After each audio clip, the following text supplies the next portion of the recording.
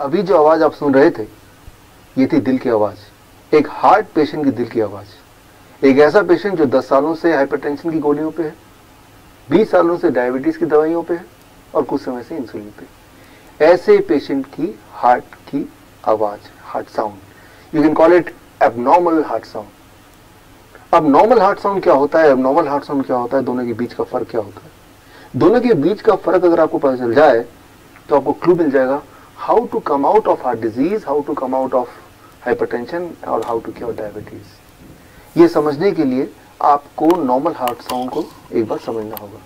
Normal heart sound आपको सुनाने के लिए मैं यूज करूंगा, ये है डिजिटल स्टेथोस्कोप, और यानी कि ये स्टेथोस्कोप के थ्रू मैं इसको, इस स्टेथोस्कोप को डिजिटली ब्लूटूथ के माध्यम से लैपटॉप से कनेक्ट कर रहा हूँ, और यानी कि इसमें जो आवाज आएगी वो आपको भी इस वक्त साथ ही साथ सुनाई देगी। मेरे दिल की धड़कन,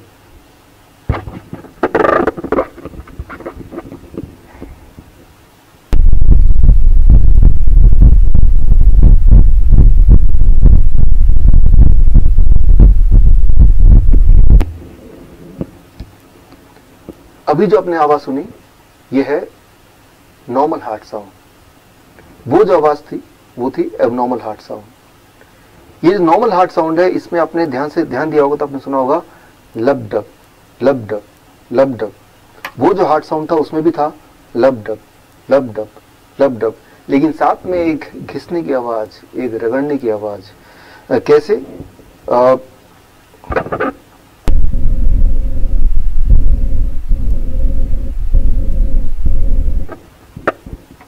ये जो आपने आवाज सुनी रगड़ने की, घिसने की, वो जो आवाज है, वो आवाज अगर आप एलिमिनेट कर पाए, उसको अगर आप एडिट कर पाए तो हार्ट डिजीज खत्म हो सकता है, हाई ब्लड प्रेशर खत्म हो सकता है, डायबिटीज से छुटकारा पा सकते हैं।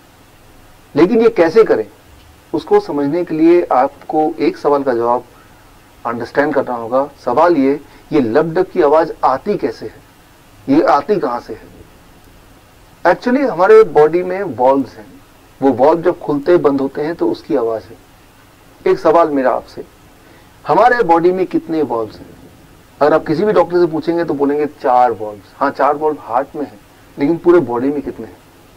A 4 valves, B less than 100 valves, C less than 200 valves, D more than 250 valves. The right answer is, आपको जान के हैरानी होगी कि हमारे पूरे बॉडी में करीब 250 से भी ज्यादा वॉल्व्स हैं, including the 4 valves in the heart. और वो सारे वॉल्व्स बिखरे हुए हैं, अलग जगह फिट हैं हमारे ब्लड वेसल्स में। हमारे ब्लड वेसल पाइप की तरह है, कुछ हैं जो बहुत बड़े अबाउट 2 सेंटीमीटर, कुछ है जो बहुत ही छोटे। लेकिन सारे ब्लड वेसल को एक के बाद एक लगा दें तो करीब 1 लाख किलोमीटर, यानी कि पृथ्वी का 2.5 चक्कर के बराबर। और उन ब्लड वेसल के बीच में अलग अलग जगह पे फिट हैं वॉल्व्स।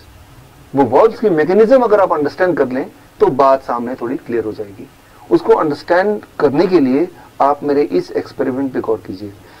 एक छोटा सा एक्सपेरिमेंट आपको करके दिखाता हूं, so that you understand what is valve and you understand the solution, how you can get cured of hypertension, of diabetes, of heart disease within few days.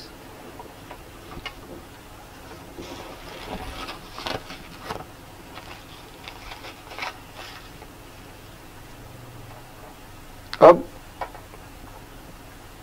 एक छोटा सा एक्सपेरिमेंट आपके सामने, to make you understand what are valves and what are their functioning.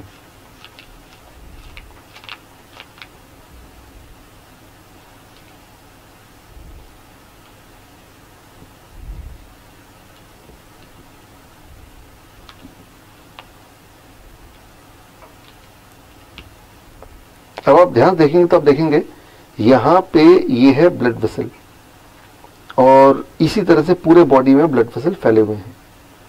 अब मैं अपने एक finger से ब्लड वेसल के यहाँ पे मैं इसको अगर मैं जोर से दबाऊं तो ये ब्लड वेसल्स के ब्लड के फ्लो को मैं रोक रहा हूं, और जो ब्लड इसमें भरा हुआ है उसको मैं अपने थंब से पुश कर रहा हूं।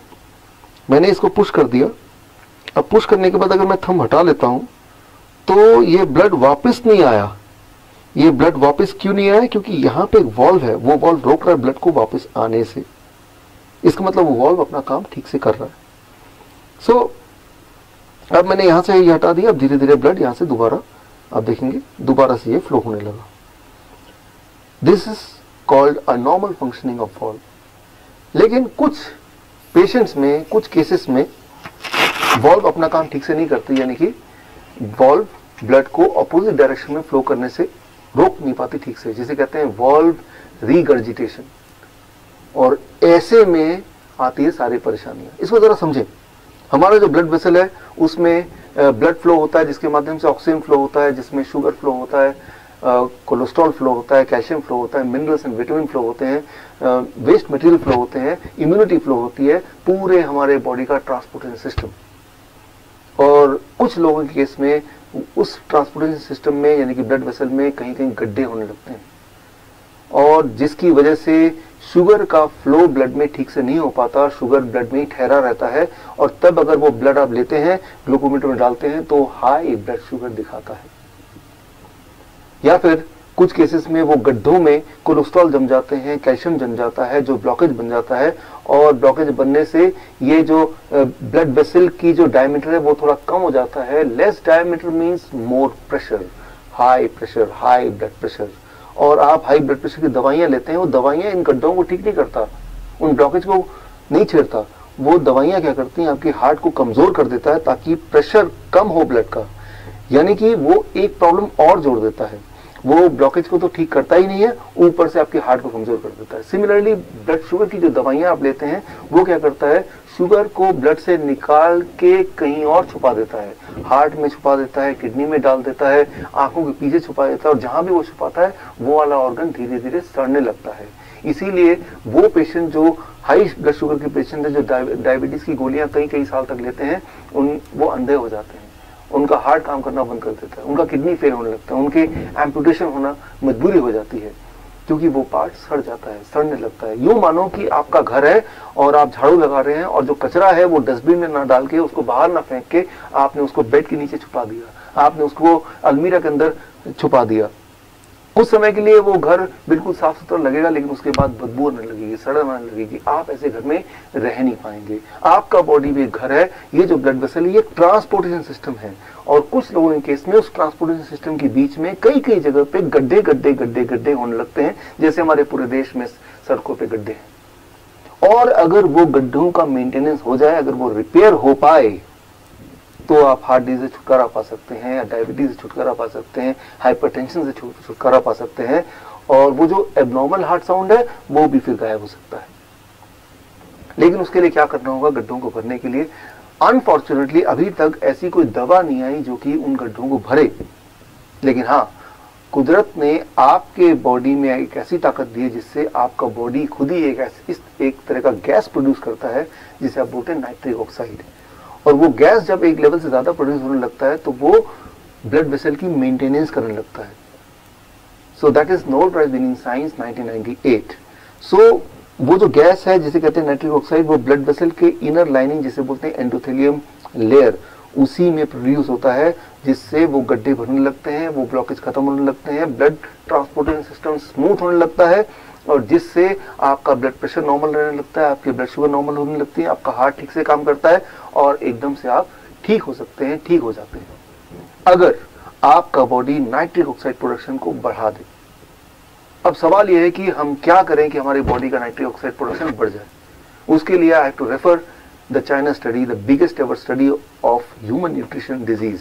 ह्यूमन न्यूट्रिशन डिजीज के बीच का जो कनेक्शन है, उसका सबसे बड़ा जो स्टडी है, जिसे बोलते हैं चाइना स्टडी, जो 2005 में रिलीज हुई थी। उस स्टडी के अनुसार कोई भी इंसान अगर whole plant food in its natural state में अगर खाने लगे, तो कुछ एक दिनों में ये जो लाइफस्टाइल डिजीज है उससे वो आजादी पा सकता है। लेकिन इसको मैं आपको समझाता हूं 3 सिंपल स्टेप में, how to implement the China study recommendation in your life in 3 step, so that you can be free of lifestyle disease including hypertension, including diabetes, including heart disease within few days. Those 3 steps are, as you can see on the screen. Step 1, जो भी कुछ आप खाएं वो हो सिर्फ और सिर्फ फल, फ्रूट्स एंड फ्रूट्स।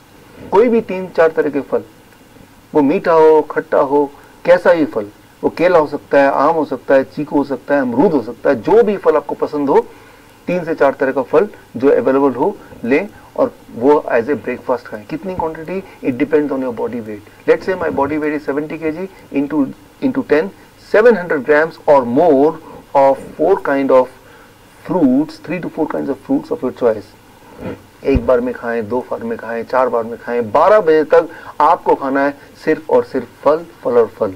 जितना ज्यादा खाएंगे उतना अच्छा रहेगा, राइट? नो रोटी, नो चपाती, नो चाय, नो ब्रेड, नो बिस्किट, सिर्फ और सिर्फ फल, फल और फल, भरपूर खाना है। अब लंच, जब भी आप लंच में बैठें 2 प्लेट लेके बैठें, प्लेट 1 एंड प्लेट 2।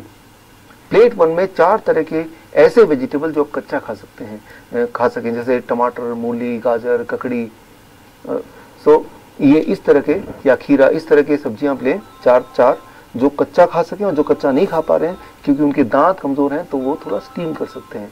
कच्चा ज्यादा फायदेमंद है, लेकिन अगर नहीं खा पा रहे हैं किसी वजह से तो थोड़ा स्टीम कर सकते हैं। 3 से 4 तरह की ऐसी सब्जी जो कच्चा खा सकें या स्टीम करके खा सकें वो लें। और कितना खाना है, it depends on your body weight. That is my body weight is 70 kg into 5, that is 350 grams और मोर, या फिर उससे ज्यादा, 3 to 4 kind of vegetable। This becomes your plate 1। पहले आपको प्लेट 1 इतना खाना है, और इतना खाने के बाद अब प्लेट 2। प्लेट 2 में आपके घर का बना हुआ रोटी, सब्जी, दाल, चावल, vegetarian food with less oil and less salt. कितना खाना है? जितने में आपका पेट भर जाए। आपको लग रहा होगा कि इतना सारा प्लेट 1 यानी कि रॉ वेजिटेबल खाने के बाद क्या मैं प्लेट 2 खा पाऊंगा? पहले 2-3 दिन में शायद नहीं खा पाएंगे, लेकिन उसके बाद आप नोटिस करेंगे कि जितना ज्यादा प्लेट 1 खाएंगे उतना आपका एपिटाइट बढ़ेगा, उतना आपका हंगर बढ़ेगा, उतना ज्यादा आप प्लेट 2 भी खा पाएंगे।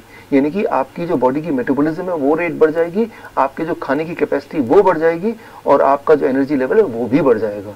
सो मैं आपको कोई चीज मिस नहीं करने बोल रहा हूँ, मैं सिर्फ ये बोल रहा हूँ कि आपके एक्चुअल लंच से पहले प्लेट 1 यानी कि रॉ वेजिटेबल, वो भी एक पर्टिकुलर मात्रा या उससे ज्यादा, अकॉर्डिंग टू द फॉर्मूला जैसे मैंने बताया, आपका बॉडी वेट इंटू 5।